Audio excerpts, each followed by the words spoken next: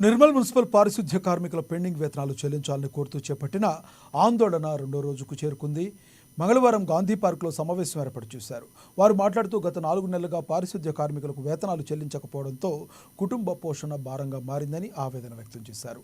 అప్పులు చేసి కుటుంబాన్ని పోషించుకుంటున్నామని తెలిపారు. పెండింగ్ వేతనం చెల్లించే వరకు విధులు నిర్వహించబోమని స్పష్టం చేశారు. ఇటు పారిశుధ్య కార్మికులు ఆందోళన చేయడంతో పట్టణంలో ఎక్కడి చెత్త అక్కడే పేరుకుపోయింది. కాలనీలో చెత్త తొలగించకపోవడంతో ప్రజలు తీవ్ర ఇబ్బందులు పడుతున్నారు.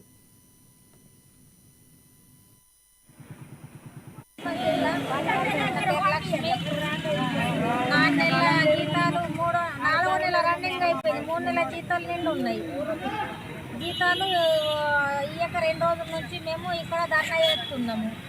కానీ ఓట్లు కుటుంబాలను పట్టించుకుని లేదు. ఏ సార్ వస్తలేరు, ఏ లీడర్లు వస్తలేరు, ఓట్లు ఏం మాట్లాడతలేరు.